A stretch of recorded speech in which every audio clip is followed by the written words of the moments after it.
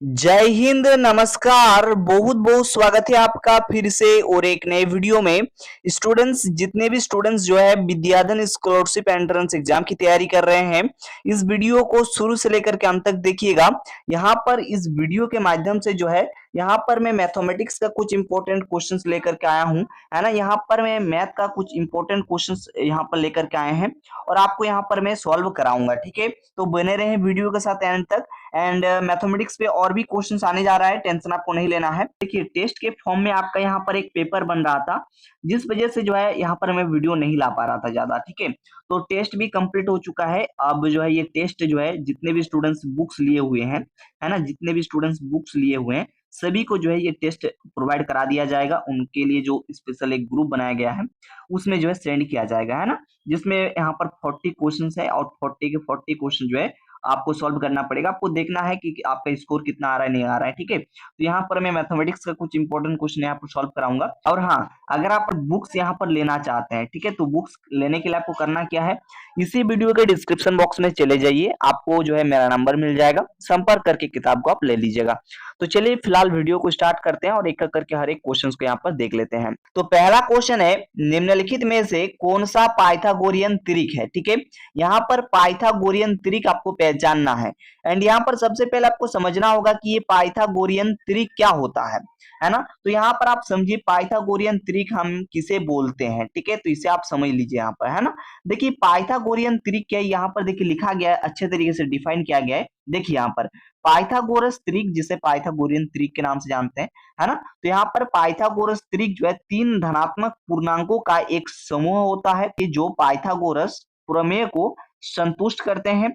यानी a square plus में b square equal to c square, जहां सी सबसे बड़ी भुजा होंगी यानी कि कर्ण जिसे बोलेंगे, और ए और बी दो अन्य भुजाएं होंगी, ठीक है। तो यहाँ पर आप समझिए, यहाँ पर डिटेल्ड वे में आपको समझना होगा तो ही आप सवाल को कर सकते हैं। अभी फिलहाल आप सभी ने जो है परिभाषा आपने देखा, यहाँ पर सिंपल ये कह रहा है कि इसमें तीन पूर्णांकों का एक समूह होता है, जिसमें यहाँ पर जो डिफाइन किया गया जो कि है ए स्क्वायर प्लस में है बी स्क्वायर इक्वल टू है सी स्क्वायर।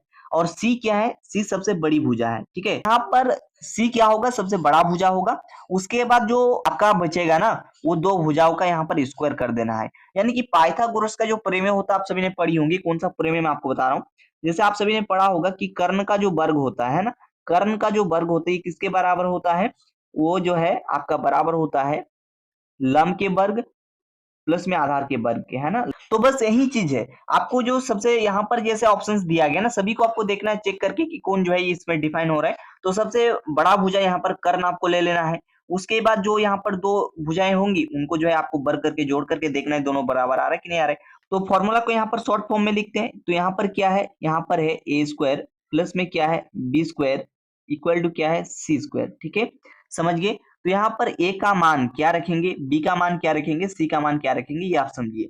तो सबसे पहले ए का मान आप यहाँ पर क्या रखिएगा, बी का मान यहाँ पर क्या रखिएगा, सी का मान यहाँ पर क्या रखिएगा।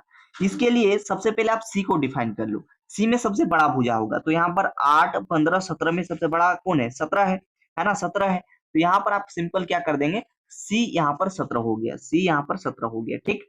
और ए और बी आपको दो जो एक्स्ट्रा भुजाएं यहाँ पर लिख दीजिए, जैसे 8 यहाँ पर ए मान लीजिए, 15 यहाँ पर बी मान लीजिए।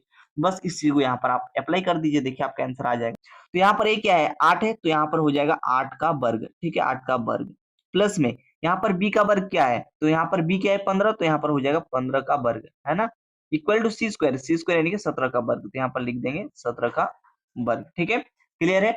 एंड 8 को 8 से गुना कीजिएगा तो यहाँ पर 64 हो जाएगा, 15 को 15 से गुना कीजिएगा तो यहाँ पर कितना हो जाएगा बताइए, तो यहाँ पर 225 हो जाएगा, ठीक है। मिनिमम आपको 1 से लेकर के 20 तक के स्क्वायर आपको याद कर लेने हैं, ठीक है। चलिए आगे यहाँ पर समझाते हैं आपको, है ना। इक्वल टू यहाँ पर सी का वर्ग, तो 17 का वर्ग यहाँ पर क्या हो जाएगा, देखो 17 गुना में 17 करेंगे तो यहाँ पर कितना आ जाएगा 289, ठीक है। यहाँ पर आ जाएगा कुछ इस प्रकार से 200 यहाँ पर 89, ठीक है। इस प्रकार से आप आ जाएगा, आप यहाँ पर देख लीजिए, ठीक है। तो अब आप यहाँ पर जोड़ करके देख लीजिए, है ना। अब आप यहाँ पर क्या कीजिएगा, जोड़ करके देख लीजिए। तो देखिए यहाँ पर क्या है 225 है, 225 एंड यहाँ पर 64, चलिए जोड़ करके देखते हैं, 5 और 4 9 हो गया, यहाँ पर 8 हो गया एंड ये 2 हो गया, 289 हो गया, है ना। तो यहाँ पर ये 289 हो गया इक्वल टू यहाँ पर क्या है 289, यानी कि ये जो है सेटिस्फाई कर गया। पाइथागोरस त्रिक ये जो है कुछ इस प्रकार से सेटिस्फाई हो गया, है ना। तो हम यहाँ पर क्या बोल देंगे, ये हमारा पाइथागोरस त्रिक है, यानी कि ऑप्शन नंबर डी हमारा करेक्ट होगा। तो स्टूडेंट्स यहाँ पर देखिए नेक्स्ट क्वेश्चन क्या है, यदि 3a equal to 4b equal to 5c हो तो a ratio b ratio c का मान क्या होगा, ये आपसे पूछा है। ध्यान देने वाला बात है ये, ठीक है। यहाँ पर क्या है 3a इक्वल टू क्या है 4b है इक्वल टू क्या है 5c है, ठीक है। देन पूछा है a रेशियो b, उसके बाद क्या है a ratio b ratio c, है ना। यानी कि a अनुपात b अनुपात c का मान क्या होगा, ये क्वेश्चन में पूछा है। इसका सिंपल सा एक ट्रिक है, यहाँ पर ट्रिक को समझ लीजिए, ठीक है। एग्जाम में ट्रिक काम देगा, है ना। तो ट्रिक आप यहाँ पर थोड़ा सा मतलब कंसेप्ट जो होता है ये आप थोड़ा सा यहाँ पर ध्यान देंगे, है ना। तो अनुपात समानुपात जो चैप्टर है उससे हो सकता है कि क्वेश्चन आ जाए, है ना। तो यहाँ पर समझिए, जब आपका कुछ इस फॉर्मेट का क्वेश्चन रहेगा जिसमें 3a equal to 4b equal to 5c या फिर कुछ भी रहेगा, जैसे यहाँ पर इस फॉर्मेट का क्वेश्चन कुछ भी यहाँ पर मान रहेगा, जैसे 2a equal to 2b equal to 5c, इस प्रकार से कुछ भी रहे, ठीक है। तो जब आप यहाँ पर जब बोला जाए इस प्रकार से दिया जाए, देन बोला जाए कि a ratio b ratio c का मान क्या होगा, तो इसका एक सिंपल सा प्रोसेस होता है। प्रोसेस क्या है मैं आपको बता रहा हूँ। जैसे यहाँ पर आपका जैसे यहाँ पर क्या है 3a इक्वल टू क्या है 4b इक्वल टू क्या है 5c है, ठीक है। तो यहाँ पर जैसे a का मान आपको सबसे पहले निकालना है, तो इसको आपको ऑफ कर देना है। मान के चलिए इसमें कुछ है ही नहीं, तो इन दोनों को गुना कर दीजिए, तो यहाँ पर 4 5 20, ठीक है। तो a का मान आपका कितना आ जाएगा 20 आ जाएगा, ठीक है। देन जब आप b का मान निकालेंगे तो क्या होगा, तो b का मान जब आप निकालेंगे तो b को आप इसको कुछ इस प्रकार से मतलब ढक दीजिए, देन इन दोनों को गुना कर दीजिए, 3 5 15, है ना। तो यहाँ पर आपका 15 हो जाएगा b का मान, ठीक। जब आप c का मान निकालेंगे तो c को ढक दीजिए, देन इन दोनों को गुना कीजिए, 3 चौके 12, है ना। तो यहाँ पर आपका 12 हो जाएगा। तो आप यहाँ पर लिख देंगे 20, उसके बाद क्या होगा अनुपात, ठीक है 20 अनुपात, है ना। एंड बी का मान क्या है 15, तो यहाँ पर 15 लिखेंगे, फिर अनुपात, एंड सी का मान क्या है 12, तो यहाँ पर 12, ठीक है। तो 20 अनुपात 15 अनुपात 12 आपका बिल्कुल करेक्ट आंसर हो जाएगा, ठीक है। समझ रहे हैं आप सभी। अब आगे चलते हैं और नेक्स्ट क्वेश्चन को यहाँ पर देखते हैं। नेक्स्ट क्वेश्चन में क्या है, देखिए बेहतरीन सा सवाल है ये, है ना। ये एक बेहतरीन सा सवाल है दोस्तों, है ना। इसको समझिए, एक संख्या में 20% की वृद्धि यानी कि इंक्रीज करने पर 240 प्राप्त होता है, तो वो संख्या ज्ञात कीजिए। तो कोई एक संख्या है जिसे आप x मान लीजिए, इसमें जब आप 20% इंक्रीज करेंगे, देखिए कोई भी चीज अपने आप में 100% होता है, ठीक है। कोई भी चीज अपने आप में 100% होता है। देन जब आप इसमें 20% इंक्रीज करेंगे तो ये क्या हो जाएगा 120 हो जाएगा, समझ रहे हैं ना, 120 हो जाएगा। तो यहाँ पर क्या करेंगे, कोई संख्या जिसे आप x मान लीजिए, 20% वृद्धि यानी कि 120, एंड यहाँ पर देखिए 20% है तो डिवाइडेड बाय आपका यहाँ पर 100 हो जाएगा, इक्वल टू यहाँ पर क्या हो जाएगा 240, तो यहाँ पर लिख दीजिए 240। अब इसको सॉल्व कर लीजिए, देखिए आपका आंसर आ जाएगा। तो यहाँ पर जब आप सॉल्व कीजिएगा तो क्या होगा, x इक्वल टू यहाँ पर क्या हो जाएगा, देखिए यहाँ पर 240 गुना में 100 डिवाइडेड बाई 120, है ना, यानी कि 120, ठीक है। अब आप काटाकुटी तो कर सकते हैं, देखिए एक जीरो से एक जीरो खत्म, है ना। 6 दूनी यहाँ पर 12 हो गया, 5 दूनी यहाँ पर 10 हो गया, ठीक। और देखिए 6 को 4 से गुना कीजिए 24 हो जाएगा, एंड ये 0 40, ठीक है। तो यहाँ पर x का मान क्या आ गया, यहाँ पर देखिए 40 को 5 से मल्टीप्लाई कीजिए, 40 मल्टीप्लाई बाई 5, तो यहाँ पर कितना हो जाएगा 200 यानी कि 200, है ना। तो ऑप्शन नंबर आपका ए जो है बिल्कुल करेक्ट आंसर हो जाएगा। ऑप्शन नंबर ए आपका बिल्कुल करेक्ट आंसर हो जाएगा, वो संख्या जो है 200 होगा, ठीक। किसी को कोई दिक्कत नहीं है। तो इस प्रकार से आपका एमसीक्यू क्वेश्चन रहेगा मैथमेटिक्स के अंदर, है ना। मैथमेटिक्स के अंदर कुछ इस प्रकार से क्वेश्चन रहेगा, तो मेरे ख्याल से आपसे भी बना लेंगे, है ना, कोई दिक्कत नहीं होना चाहिए। आगे बढ़े, नेक्स्ट क्वेश्चन देखिए। नेक्स्ट क्वेश्चन में क्या है, बेहतरीन सा सवाल यहाँ पर भी दिया गया है। क्या है, यहाँ पर है 12.75, ठीक है 12.75% किसके बराबर है, ये क्वेश्चन में पूछा है ना। 12.75 किसके बराबर है, ठीक है। तो देखिए इसे आप समझने का कोशिश करिए थोड़ा सा। सबसे पहले पॉइंट हटा दीजिए, है ना। पॉइंट जैसे हटा देंगे तो क्या हो जाएगा, यहाँ पर हो जाएगा 1275 डिवाइडेड बाय 100, एंड ये परसेंटेज है तो यहाँ पर नीचे और एक बार 100 हो जाएगा, ठीक है। तो यहाँ पर 100 गुना में 100 कर दिए। अब यहाँ पर काटाकुटी कीजिए, देखिए 5 बार में सबसे पहले इसे काटिए, तो क्या होगा देखो, सिंपल आप भाग कर लो, अगर आपसे नहीं हो रहा है तो सिंपल आप भाग कर लो, है ना। 11th में हो इतना चीज तो आ ही जाएगा, आप यहाँ पर भी कर सकते हो। देखोगे तो देखो, सबसे पहले 5 दूनी 10, ठीक है, 5 दूनी 10, तो 12 से 10 जाएगा 2, तो यहाँ पर 27, ये 7 जाएगा तो 27 हो गया। तो अब की बार 5 पचे 25, ठीक है, 5 बार में, तो 27 से 25 घटेगा तो आपका 2 बचेगा, एंड ये वाला 5 है ना, ये वाला 5 जाएगा तो 25 हो जाएगा। तो 5 पचे 25, 255 आ जाएगा। देख लीजिए यहाँ पर भी, सबसे पहले 5 दूनी 10, ठीक है, तो यहाँ पर 2 आ गया, फिर ये 7, 27 हो गया, 5 पचे 25 हो गया, है ना। यहाँ पर आपका 2 बचेगा, एंड ये वाला 5 25 हो गया, फिर से फिर 5 बार में 25, ठीक है।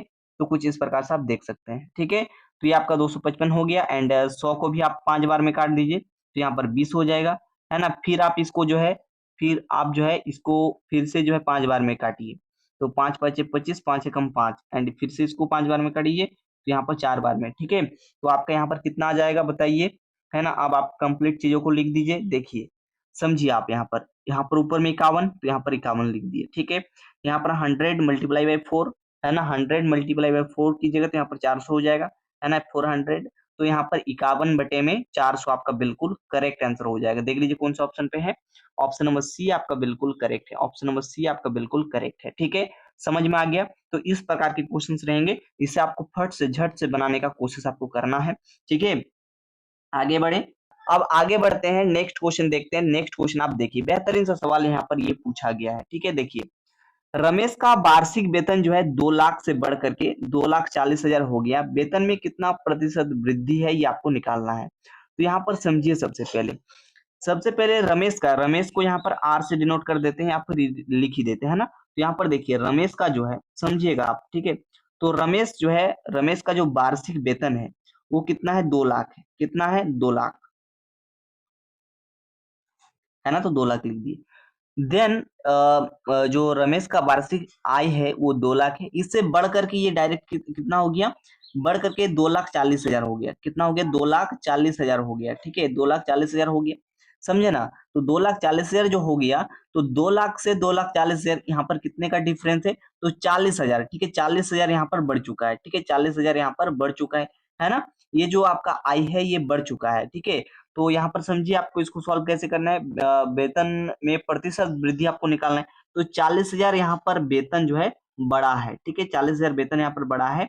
कितने में, यहाँ पर पहले था 2 लाख, है ना, तो यहाँ पर लिख देंगे 2 लाख, है ना, गुना में आपको यहाँ पर 100 कर देना है, ठीक है। तो आपके यहाँ पर परसेंटेज में निकल जाएगा। देखिए सॉल्व कीजिए आप यहाँ पर, देखिए यहाँ पर 4 जीरो से यहाँ पर 4 जीरो आप काट दीजिए, ठीक है। फिर यहाँ पर 1 जीरो से 1 जीरो खत्म, 5 दूनी यहाँ पर 10 हो जाएगा, है ना। तो 4 बचे 20, ठीक है। तो 20% आप यहाँ पर समझ लीजिए कि 20% यहाँ पर क्या होगा, 20% की यहाँ पर आय में वृद्धि होगा, ठीक है। तो आपका आंसर 20% किस में, देख लीजिए 20% ऑप्शन नंबर डी पे है, तो ऑप्शन नंबर डी आपका करेक्ट हो जाएगा, ठीक है। नेक्स्ट क्वेश्चन आप यहाँ पर देखिए, ये भी बेहतरीन से सवाल यहाँ पर दिया गया है। क्या है, एक वस्तु 500 में खरीदी गई और 600 में बेची गई, लाभ प्रतिशत ज्ञात करें। इससे तो सिंपल कोई हो ही नहीं सकता है, ठीक है। तो देखिए कोई वस्तु है 500 में खरीदा गया था, 600 में बेचा गया, तो सबसे पहले लाभ निकाल लीजिए, ठीक है। तो यहाँ से जब आप लाभ निकालिएगा ना, तो लाभ निकालिएगा तो कितना का लाभ है, देखिए 500 में खरीदा गया था कोई वस्तु और 600 में बेचा गया, तो यहाँ पर 100 का लाभ आपको देखने को मिल रहा है ना, कोई दिक्कत नहीं है। तो अब आपको यहाँ पर क्या करना है, लाभ परसेंट, है ना, लाभ का फॉर्मूला जानते हैं ना, विक्रय मूल्य माइनस क्रय मूल्य, है ना। तो विक्रय मूल्य यहाँ पर क्या है 600 माइनस में 500, तो 100 रुपए का लाभ निकल गया। देन यहाँ पर आपको क्या बोला है कि लाभ परसेंट में निकालिए, है ना, लाभ परसेंट ज्ञात कीजिए। तो लाभ परसेंट का फॉर्मूला क्या होता है, लाभ परसेंट का फॉर्मूला होता है लाभ डिवाइडेड बाय आपका क्रय मूल्य, है ना। तो यहाँ पर लिख देते हैं फॉर्मूला, अगर आपको नहीं पता है, लाभ डिवाइडेड बाय क्रय मूल्य, ठीक है, डिवाइडेड बाय यहाँ पर क्रय मूल्य, है ना। यहाँ पर लिख देते हैं बढ़िया से क्रय मूल्य, है ना, क्रय मूल्य, है ना, एंड गुना में 100, गुना में 100, ठीक। तो यहाँ पर लाभ क्या है, समझिए लाभ यहाँ पर कितना 100 रुपया, तो यहाँ पर 100 लिख दीजिए। क्रय मूल्य क्या है 500, तो यहाँ पर 500 लिख दीजिए, है ना। 500 में खरीदी गई, एंड यहाँ पर देखिए कोई वस्तु 500 में यहाँ पर खरीदी गई एंड 600 में बेचा गया, तो क्रय मूल्य आपके यहाँ पर 500 हो गया, ठीक है। एंड गुना में यहाँ पर 100 कर देते हैं। अब यहाँ पर थोड़ा सा काट लीजिए, देखिए 2 शून्य से 2 शून्य यहाँ पर खत्म हो जाएगा। अब देखिए 5 दूनी 10 एंड 1 जीरो, है ना 20, तो यहाँ पर 20% का क्या होगा, लाभ होगा, है ना। तो यहाँ पर लाभ प्रतिशत पूछा गया, तो लाभ प्रतिशत यहाँ पर निकल गया 20%, है ना। यानी कि ऑप्शन नंबर आपका यहाँ पर बी जो है बिल्कुल करेक्ट आंसर हो जाएगा। ठीक है, समझ में आ गया, कोई दिक्कत नहीं है। तो लाभ हानि से सवाल रहेगा। तो नेक्स्ट क्वेश्चन आप देखिए यहाँ पर क्या है, 5,000 की राशि पर 3 वर्षों में 6% वार्षिक दर से साधारण ब्याज ज्ञात कीजिए। तो यहाँ पर देखिए क्या क्या दिया गया है, गिवन क्या क्या है, ये देख लीजिए। सबसे पहले यहाँ पर गिवन क्या क्या है ना। तो यहाँ पर अगर हम गिवन की बात करेंगे, है ना, गिवन दैट आप लिखिए सबसे पहले, गिवन दैट यानी कि दिया गया है। तो सबसे पहले मूलधन यानी कि फी से जिसे डिनोट करते हैं मूलधन हो गया, जो कि है यहाँ पर कितना रुपया, 5,000, है ना। तो यहाँ पर लिख दीजिए 5,000। ठीक, उसके बाद यहाँ पर रेट की बात करते हैं, तो रेट जो है आपका 6% वार्षिक दर, आप देख सकते हैं यहाँ पर आपका 6% क्या हो गया, वार्षिक दर हो गया, यानी कि रेट हो गया। उसके बाद टाइम की बात करते हैं, टाइम यहाँ पर 3 वर्ष आप देख सकते हैं। तो यहाँ पर 3 वर्ष आपका क्या हो गया, टाइम हो गया 3 वर्ष। ठीक, उसके बाद यहाँ पर क्या पूछा है, साधारण ब्याज यानी कि एसआई आपको ज्ञात करना है। ठीक है, एसआई का मान आपको निकालना है, साधारण ब्याज का मान आपको निकालना है।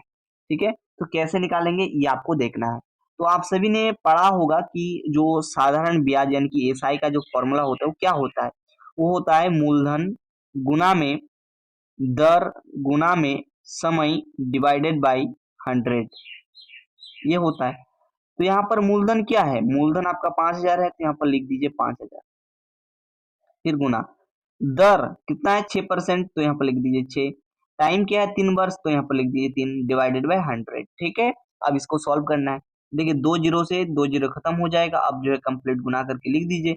देखो यहाँ पर सबसे पहले 50 गुना में 6 गुना में 3, ठीक है, इसे आपको देखना है। ठीक है ना, तो यहाँ पर आप समझिए, सबसे पहले इस जीरो को तो छोड़िए, आप सबसे पहले 5 को 6 से गुना कीजिए, कितना हो जाएगा, 30 हो जाएगा, एंड ये जीरो लगा दीजिए, तो आपका यहाँ पर 300 हो गया। ठीक है, 300 गुना में ये 3, तो यहाँ पर कितना आ जाएगा, 3 तिया 9, एंड ये जीरो यानी कि 900। ठीक है, यानी कि 900, एक मिनट इसको मिटा देते हैं। तो यहाँ पर कंप्लीट जो मान आ गया जो कि है 900, है ना। तो यहाँ पर साधारण ब्याज जो है 900 रुपया। ठीक है, यानी कि यहाँ पर ऑप्शन नंबर बी जो है आपका बिल्कुल करेक्ट आंसर हो जाएगा। ठीक है, तो ये कुछ इस प्रकार के सवाल होते हैं जो आपके एग्जाम में पूछे जा सकते हैं। तो यहाँ पर मैंने आज कुछ ही सवाल को लिया था और मैंने आपको बताया। ठीक है, और यहाँ पर मैं बता दूं कि बहुत जल्दी मैं नेक्स्ट पार्ट जो है इसका बनाऊंगा, है ना, मैथ के ऊपर में। ठीक है, मैथ के ऊपर में अभी जो है नेक्स्ट पार्ट भी आएगा, बहुत जल्दी आएगा। ठीक है, तो अभी टेंशन ना लें और तैयारी को एकदम बेहतरीन तरीके से करें। तो स्टूडेंट्स इस वीडियो को यहीं रखते हैं, बाकी आप सभी तैयारी जो है